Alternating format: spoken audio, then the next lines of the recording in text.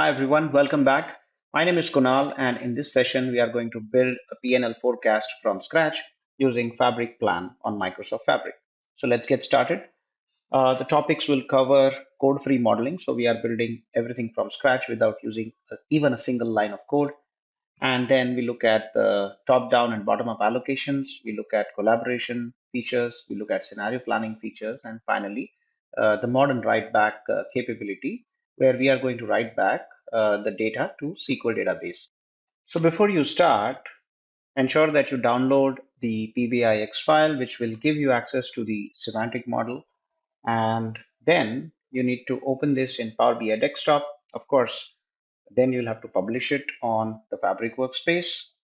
You may see this message after the publish is successful, but do not worry. Just ignore this and close the message box and even close the Power BI PBIX Power BI Desktop file.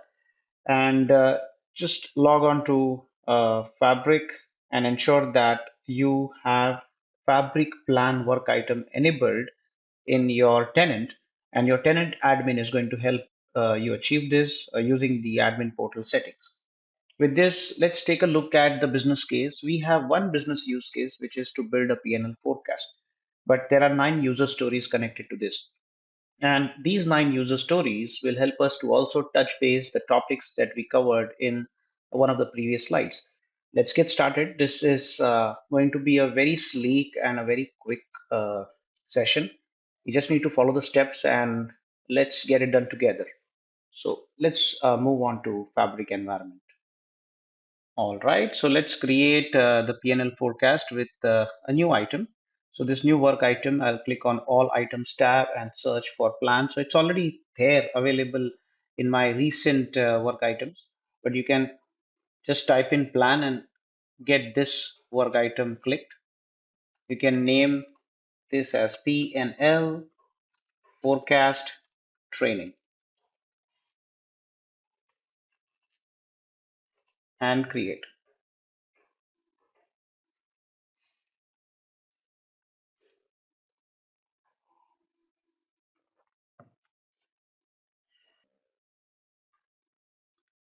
All right, so let's set up the connection. We can go with a new connection or select one of the existing DMTS connections. But let me click on create a new connection.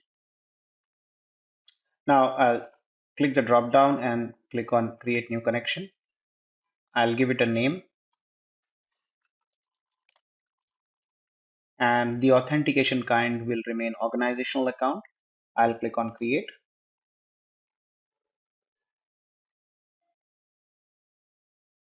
After the connection is created, you need to just set it up by choosing it from the available connections drop down. So we look for P&L forecast training. Observe that since I created the connection, my initials appear just after the name of the connection, which is a very good governance practice.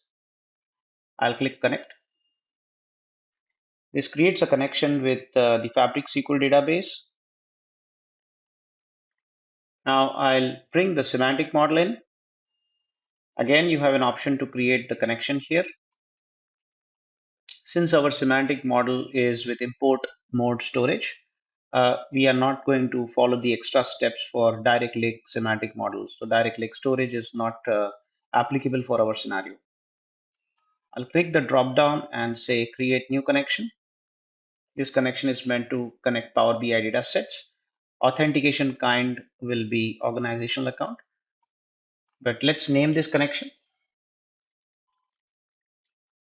You will have to authenticate your credentials. So let's click on sign in.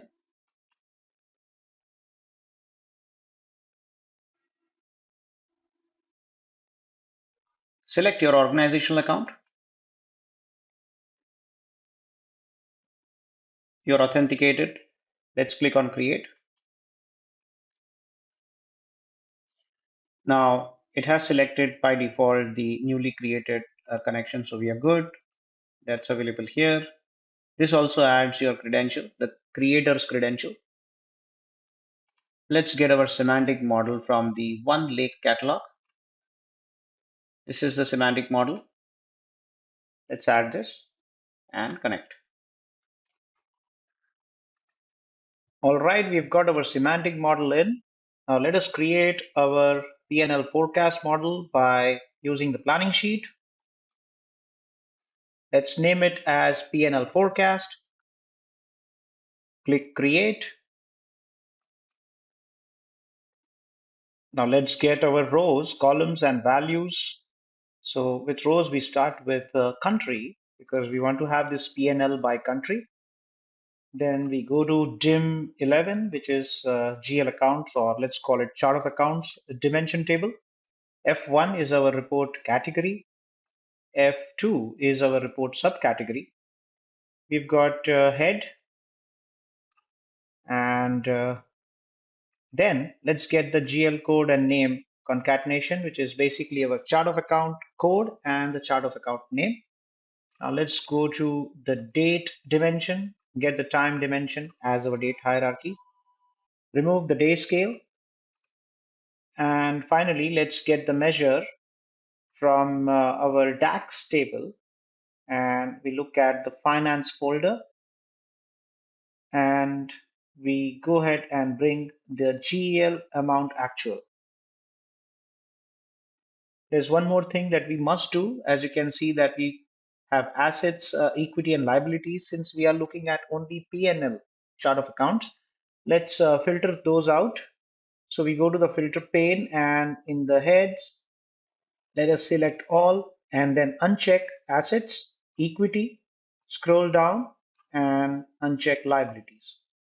That's it. Let's slide the filter pane in, and then let us rename this particular measure to actual and slide the fields pane in, slide the data pane in. Let's adjust the width of the measure column and double click the row hierarchy column. We can rename this grand total to total net income, and let us go ahead and do some native formatting. So we get the native format for the values that we see, and let's remove the decimals. This looks okay. Why don't we just go ahead and sort this by descending? So we get United States on top. Let us use the burger icon and just collapse all. So what this means is we've got a P&L structure ready by country. Let me expand every country's hierarchy. So we've got net income, which is basically our F1, or let's call it the report category. And then we expand this, we get F2, which is report subcategory. And within those, we have got our head, report head, and then finally, when we expand it further, we've got the leaf level granularity by our GL code name combination, which is our chart of account code and chart of account name. So this looks okay. What we can do now is simply click save. So our report, or let's say P&L forecast structure of this model is ready. Now let's look at every user story one by one. So the first user story is where we create and lock a budget by GL account. So we've got a GL account forecast for our P&L, and that is by country. And those report categories, report subcategories, the report head, and the chart of accounts code. Now let's look at this user story on the canvas. All right, since it is going to be a budget that we are going to create, let's have this budget for the year 2026, assuming that we just closed the year 2025 and today is the 1st of Jan 2026. So we've got a model tab. Let me go ahead and expand and take a look at the full view mode of my ribbon. So in the model tab, I have got forecast measure. So this is a measure which helps us to extend the time. You can rename this measure and give it any name of your version for planning. So we are going to give it a name as budget. Forecast period, this is my open period. Close period forecast, I want to refer it to my actual values. And open period, I want to keep it as a data input measure. I'll click create, and then I want to start with the budget referring to the last year's values. So I'll go ahead and copy actual as my source for this period and then choose a period range. So Jan 25 to December 25 actual value will be used to start with the budget of Jan 26 to December 26. This looks okay. Now let's click save. I'll just manage the width of the measure column. Fine. You can see that close period budgets are also available, but we cannot make any changes with them. However, the open period budget allows us to make changes and follow the spread and distribution features in case if you want to make any changes. So this looks good. In the model tab itself, I've got show close periods checked. So let us remove this check, and now we just give some value to this budget. So this is a top-down approach that we are following. I'm saying that let me have my total net income for all the countries put together as 30 million. And the delta has been nicely propagated all the way down following the self weight. Next step is to click save. And now our user story also says that we want to lock this. So let's go ahead and lock it. You've got a locking rule in the model tab. This is one of the rules that we are going to use. Let's click locking rule, give it a name, and then apply this lock rule for a specific measure. So use selected measure, and then this is the data input measure, which is a time extended forecast measure, and it is named as budget. We are going to select this, apply this to all children. So not just at the grand total, but the lock applies to all the rows that we see here based on the hierarchies of the report. And definitely it applies to all the rows and it applies to the open period. So let's click create. All right, instantly you see this is grayed out. We'll close this. And now, in spite of having this distribution spread icon, we cannot use this feature. Let me double click this. It says unlock the cell to change the value. So we'll save this, and this completes our first user story. Now let's take a look at the second user story. The second user story says we have to create a forecast and monitor deviation with budget.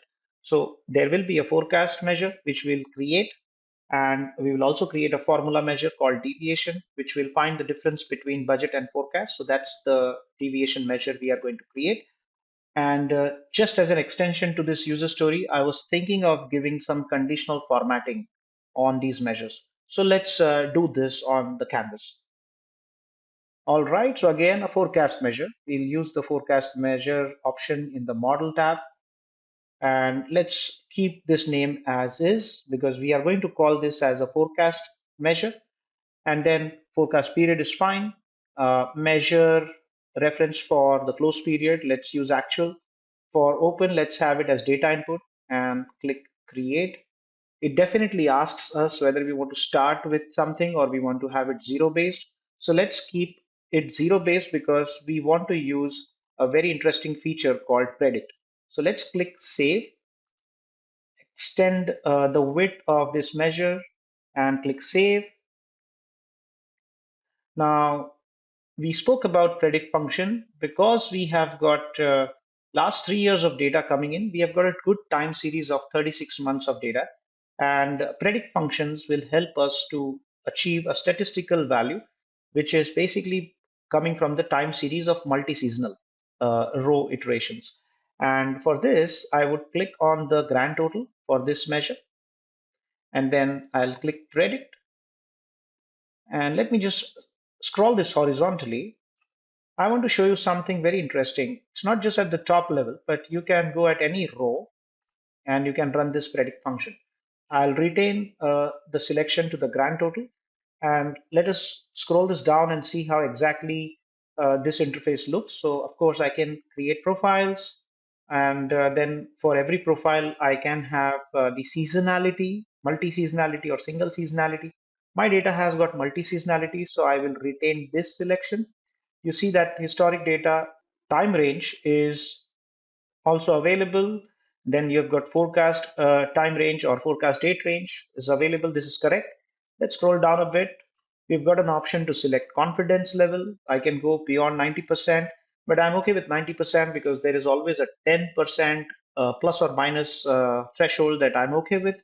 And then you've got an extension of adding a growth factor. I will keep this as zero, but in case if you want to add a growth factor, you can do it. Let's keep it as zero for this training session because I want the system to predict the value for me without me telling any impactful growth factor and giving any input for to the system. Now, evaluation criteria is very interesting. So we've got two types of evaluation. What this does for bottom up, it will iterate and find out the trend of every row, and then it will take this value aggregated and put it on the top. However, for top down, it only takes the trend of the top row or the grand total or the row that is selected, and then it is going to propagate the values to the connected children hierarchy. Now, we should leave it to bottom up because I want to run this predict function by these rows and want to use the trend of every row that we see here by chart of accounts. And then we've got option for rounding off negative values to zero. I won't do it. I'll keep it as no because I have this PNL where my expenses are in negative. So if I turn this off and click on yes, it will give me zero for all my negative values. I do not want to do it. I want the trend of negative values also to be considered. So let's retain the no and then click on run forecast. Let's scroll down. We can view the forecast on the graph mode or the table mode. I'm okay with the forecast. Let me click on save. This will commit the action of saving the values to the selected forecast measure. And then I'm going to click on save. It takes a couple of seconds and my forecast values are saved. It has been created in less than a few seconds, actually, if you see. And now this value is telling me, or this forecast number is telling me that I can make a net income of 29.16 million. This is fine. Let us click save. Another piece of this user story is to create a deviation and use it for monitoring the deviation between forecast and budget. So we go to the model tab and then we have forecast. So this time we are going to create deviation, and then we want to use the formula for close period as well as for open period. The formula is going to be absolute of forecast minus absolute of budget. And then I'm going to just select this formula, right click, copy, click OK, and then come in the open period section and then paste this formula, click OK, and hit create. Naturally, we do not have any copy source option because these are formulas. So I'll just hit save. This looks okay. I think there is a spell check that we need to look at, and this is not the correct spelling. So what I'll do is I'll use the burger icon of my column and I'll go to the edit measure. This is a forecast measure. You will have the option to change this in the general tab. And I'm just going to make this change. This looks okay. Let's click update and hit save. So we have completed the user story, but as I mentioned, there is a slight extension that I was thinking of. Let's do some conditional formatting with these measures. And then I'll go to the format tab, click conditional formatting, create rule. The first rule I want to give is to budget, and it will be negative values. And I'll apply this to budget, values only, choose the rule if condition, and then let me choose the red color for the font, right? There's no point in giving any color to the cells because we've already locked it, so it's grayed out. And then we're going to use the condition on budget. If it is less than zero, give this conditional format. We can also bold the fonts and say apply. We can see the changes right away. Now let's click back and copy this, edit, remove the copy suffix, and then give this to only totals, not the negative values this time. We want to have positive values. Apply to budget, totals, and we will use the rule if condition and scroll down. We'll click the icon and then click the library of the icon, click more, And let's use this. This is an internal library of icons available. Let's change the color of the icon, make it green, and then change the color of the fonts, make it royal blue. And this time it is for greater than 0 and only to totals, not to the leaf nodes. Let's say apply. So it's only applying it for the totals. Let's click the back button and then copy these existing conditions and just make minor modifications to apply this to the forecast measure. So we start with negatives for forecast, and this will be called as FCT, apply to forecast, values only, condition applied on forecast, and say OK. This looks good. Let's make some changes with the cell color, and let's give this a blue color. All right, this looks okay.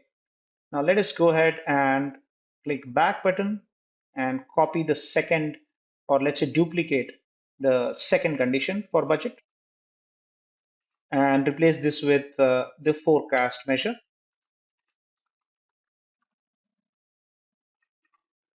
This will be applied to forecast. Scroll down and then change the condition and apply it on forecast. And let's say apply. This is good. Let's go back and finally let's give a couple of conditions to the deviation measure. Let's click add rule. Let's call this as deviation. Then let's apply this to deviation, not just values or totals, but both. And then let's format this by the color scale based on deviation and color scale for not background, but data bars. And then for positive, let's get the green. And for negative, let's get the red. And let us click apply. Let me scroll this a bit. You see the conditions are working. Now let's go back, copy this condition for deviation, edit this. This will be for background. And then for both values and totals, instead of color scale, we'll go with rules if condition. This will be applied to deviation. And we want to change the fill color to this black color.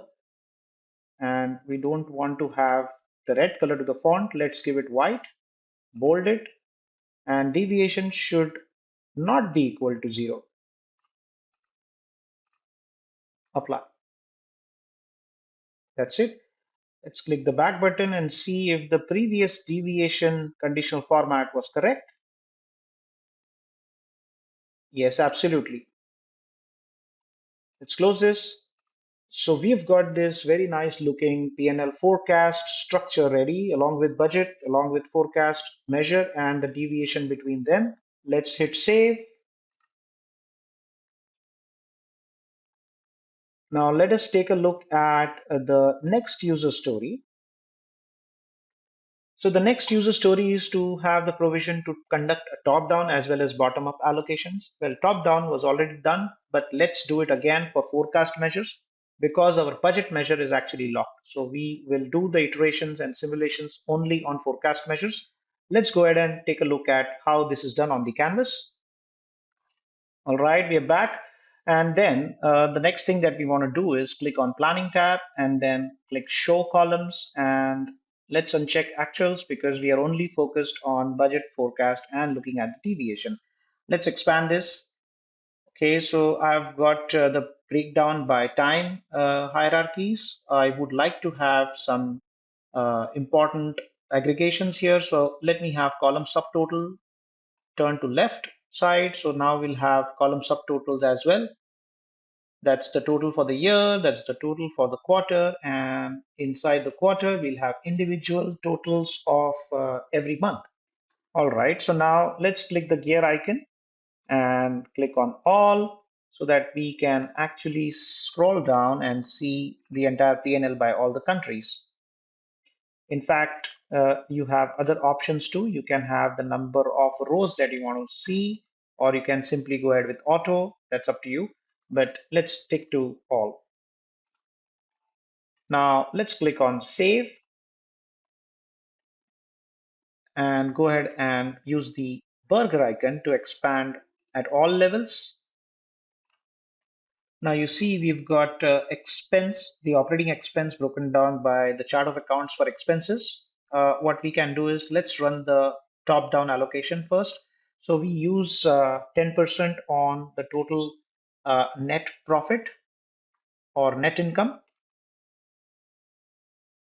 Instantly you see the changes. Now let us go ahead and see the bottom-up approach. So we've got 13.2 million operating expense for United States, and I would like to change this to 15 million. All right, it's actually spreading the values not by the top down or bottom up approach together. I can show you the bottom up approach. This is changing, but this is supposed to be a negative 15 million, not positive 15 million. So what I'll do is I'll say negative, or let's say minus 30 million. That brings me negative 15 million. And you will see that the changes also apply as bottom up. Now, what has happened is within the operating expense, I have got my purchase chart of account, which I want to block. So I'll just lock this specific cell, and I want to make changes further to this negative 15 million, but I do not want to make any changes with the purchase chart of account for United States. What I can do is I can just add 10% here. It makes the changes and applies it on the unlocked chart of accounts, but there's no change with purchase. So now I'll just unlock this cell. So we've just taken a look at the top down as well as bottom up. All the effect has been nicely impacting our deviation checks. I'll just save this. And now let's look at the next user story. All right, I would like to collaborate with country managers. So definitely I want to assign country managers to individual countries. We will focus only on one country right now. And let's see how this can be done on Fabric Plan. Let's go ahead and take a look at the canvas. All right, let's use the planning tab for this user story. We have got something called as person. Let's click that. And here we are going to call this as country manager. This will be a visual column, not a visual measure. The difference between them is that visual measure will show this particular measure column for all the periods that you have in your report or in your model. Visual column is only going to apply this to one specific column. That means it will show just once in the entire model. This is what we want. And definitely input type is person. So you can actually feed in the information of the credential of that user. Rest everything looks okay. Let's click create. I'll expand the width of this column measure, and let's focus on United States. Let me add myself here. I'll select my credentials, and then you have this spread button. I'll click this, and then it says copy to all the rows in United States. I don't want to copy to all the rows available in the model because I'm assigning myself as the country manager only for one country. So let's use the first option. All right, let's check whether this is applied correctly. So I will collapse United States row, and then China does not show it, and so does other countries. They do not show that. So let's go ahead and expand the row United States. This looks fine. I'll click save. Further collaboration will need the provision to have notes or remarks. So let's go ahead and bring that option in. So we've got notes here in the planning tab. We've got notes, and then within the notes option, we've got notes column. So let's add a notes column, and this will be like a free text. So we can focus on revenue, and we'll say, let's do scenario planning. All right. This will be a collaboration between multiple users of this specific model. But if I really want to call out on a specific user, I can use the comment section. So we've got the revenue forecast for the entire year 2026. I'll click that cell and I'll use the comment option and I'll say add a new comment. And here I can tag the user. So I'm going to do the scenario planning with one of my colleagues.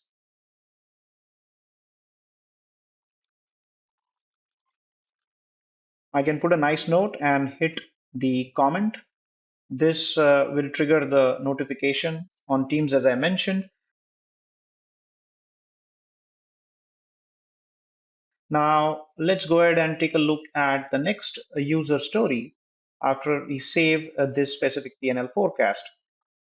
So the next user story is where we want to run what if scenarios. And this is a very interesting one. We don't have to spend too much of time in building the scenario modules separately. We have the scenario capability and running what if simulations. These kind of features are available on the front end. So let's take a look at this interesting user story. Right on the canvas of Fabric Plan, within this planning sheet called P&L Forecast, which is our P&L forecast model, let's run the scenarios. So in the model tab, you've got scenario. Let's call the name upside to the first scenario. And we don't want to make changes with actuals, no budget changes. We want to change forecast. We don't want to make any changes with deviation. Well, we won't be allowed because it's a formula measure, and no changes required for country manager as well. Now let's click create. Okay, so the base scenario sits here. Immediately you have got a replica of the base scenario, which is called as upside. And now we have the provision to make changes. I'll click this specific cell. Let me expand this. And I'm going to make changes here on the upside. So on upside, let's increase this by 23%, right? So the values propagate across, it goes on top as well. And let's go ahead and make some changes with expenses. This time we are going to reduce the expenses. All right, it goes up, down, and also it copies across the propagation of the data. So it spreads very intelligently. Now let's use this plus sign and create a new scenario. This scenario will be called as downside. Again, we want to only retain the forecast measure, nothing else. We'll hit create. Okay. Now what we can do is for downside, we're going to go exactly opposite. So we'll reduce the revenue, whereas we will increase the expenditure. And now let's hit save. So the third scenario that we need could be a copy of downside. So let's click the ellipses, the vertical ellipses that we have here, and then click duplicate. It says duplicated scenario will contain only the values that appeared in the visual. That's fine. We'll say continue. So scenario 3 is there. Let's go ahead and edit this scenario by changing its name. We'll call this as balanced and apply. So the balanced scenario, where what we can do is we can make some adjustments with the revenue. We can make adjustments with the operating expense. We can individually go ahead and make changes with several other chart of accounts. And we can do it at any level of the time that we can see here. That's totally okay, right? So let's save this. We can create as many scenarios as we want, but the best approach is to have, let's say limited top five or top three scenarios, and then find out which one is the best. So I think the balance scenario is still not that great. So we can increase the revenue a bit and be as close as possible to the budget. So let's go ahead and now save this. And it's time for us to look at the next user story. So right after scenario creations, we need to compare the scenarios and update the baseline forecast with the scenario that we decide to use for our planning. This is a very interesting user story again, because you can create scenarios, you can create multiple scenarios, but how fast you can update the baseline, that is the biggest question. Now we want to use the values of scenarios, and the simulated numbers should be treated as our baseline. But at the same time, we want to take the decision by comparing the scenarios. So let's do this on Fabric Plan. Let's go ahead and take a look at the canvas. All right, we've got an option in the scenarios tab. For this user story, we have got compare option. So let's click on compare. And then in the compare scenario, I'm interested to look at balance and compare this with my base scenario for generally all the measures, but we only have selected forecast because that's what we have simulated. So it's fine. Now you can see the difference, the balance scenario and the base scenario, and then the delta between them, and individually the percentage of impact. So of course, the balance scenario fares better for us. And this is by specific periods. So all the periods that we have here, we can view the simulations we've done in the balance scenarios in case if you continue doing the simulations here. So let's make some simulations here, right? You can see it right away and decrease the operating expense. You can see that further. So you can keep taking a look at the scenario simulations once you compare it and take a look at it side by side. All right. So this completes the first part of the user story where we want to compare the scenarios. Let's exit the compare view. And I think it's time for us to go to the balance scenario and use this value and move it to the base scenario. So let's look at the base scenarios first. The base scenario says 28 billion forecast total net income for all the countries. Balance scenario says 34.3 million. This is now supposed to be moved. That means all the changes that we did individually by cell level, row, as well as that specific measure has to now be moved to base. Let's use the option of copy to base in the scenario tab. It says all data input series will be copied to base from balanced. We only have one data input series, which is forecast. The forecast values will now be shown in the base series. Let's click proceed. You see the delta and the variation percentages have been removed. That is because now this particular value is what you see in the base.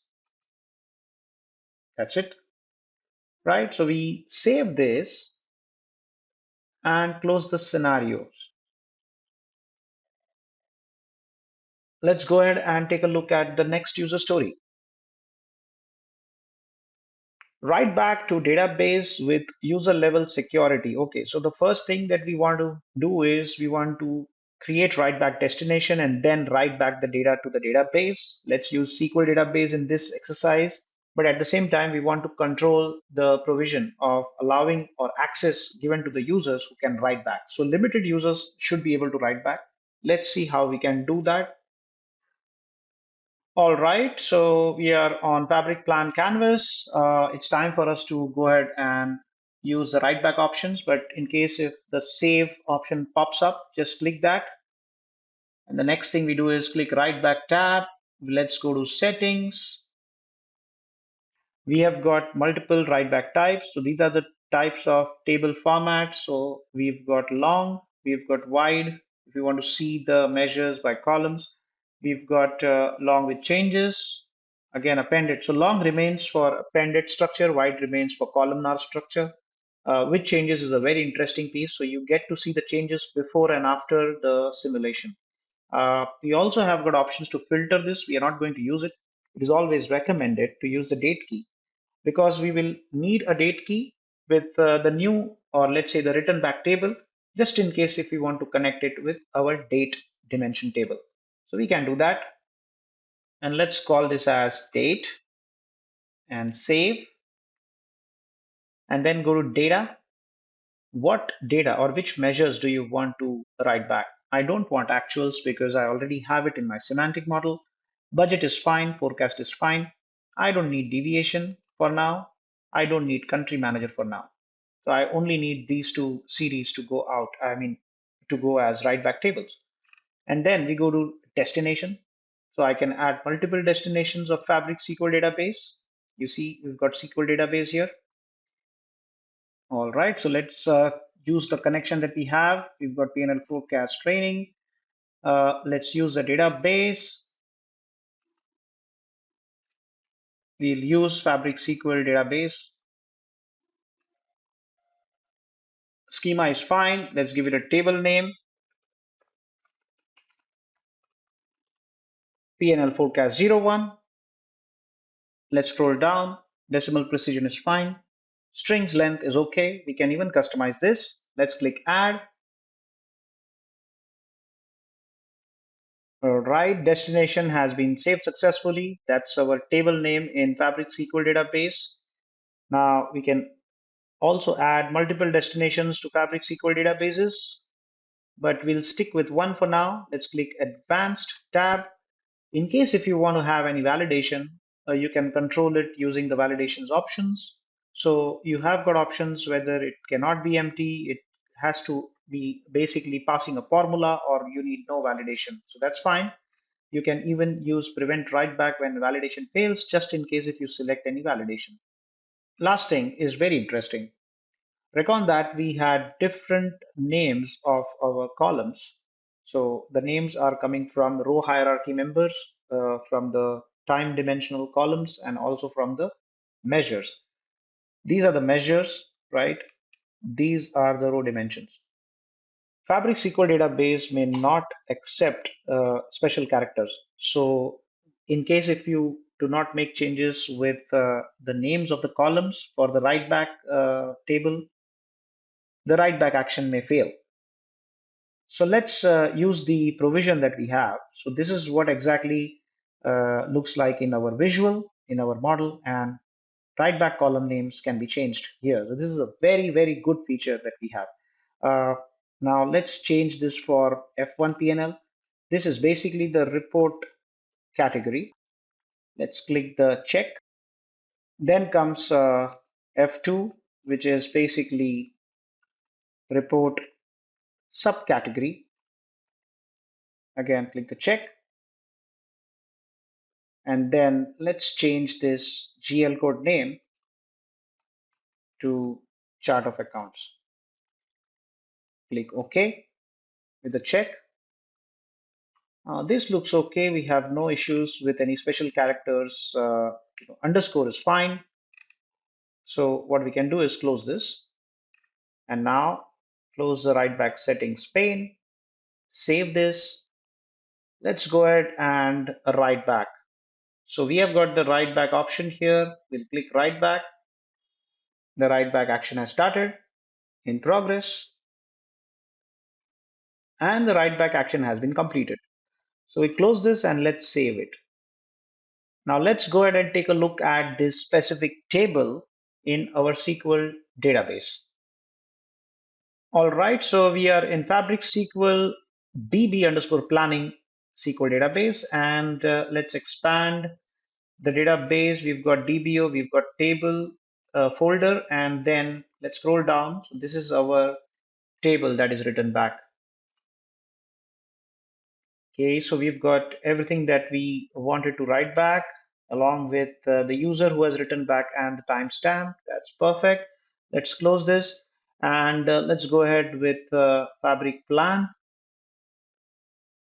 Now, the most important part of the user story is to give controls and access and manage the security in such a way that only limited users can have the provision to write back, for which we have the security feature to manage the access. You've got access for write back governance, for which you can just put the name of the user. In this case, let me put my name. So only I can actually write back. And then I'll click save. That's it. Let's close this. With this, we complete this user story. Let's take a look at the next user story. All right, the next user story is to capture the user level changes. Basically, we need to see the audit trail. So this is a very straightforward feature. Let's go on Fabric Plan. And for this, let's click on Planning tab. You've got audit. Let's click that. So we've got audit for report creation and the audit for data inputs. So we'll look at the report creation audit first. This is exactly how the report was built from the beginning. of this session, and it retains the last 30 days of audit for data input, any data that has been input by the users, simulated by the users, all of that, the forecast value has been changed, predicted, all of that has been audited with the user who did it and the timestamp. The old value, the new value, and as I mentioned, there are multiple options to choose from, especially by user and by time. Let us go back and now take a look at the next user story. So our final user story is to look at the options for export, export to Excel or PDF or both. This is an inherent feature of Fabric Plan, and let us find this out. All right, so we've got, again, there's an option to export this. With the planning tab, we have got export. We've got export by Excel, by PDF, by CSV. In Excel, we can have fully expanded view with expand collapse button or the current state, which is this. We also have advanced settings, managing the headers, managing the footers, any general setting that we want to use. And let's go ahead and close this. I'll click export once again. I want to show you something about PDF. In PDF, we've got entire matrix or specific columns. Let's click on advanced settings. You can have advanced settings for orientation, advanced settings for retaining the conditional formatting. You can even format this further by using the font format, the header footer, where do you want to see it, every page or limited option that's on the first page, decimals, word wraps, and any specific footnote options, footnote positions. So this closes and completes our entire set of user stories. The entire use case is closed. I'll just save this. And that way we have covered 9 different user stories for PNL forecast with so many features that you saw in this session. You definitely have access to this semantic model. Follow the steps and practice it. Thank you very much and see you in the next session.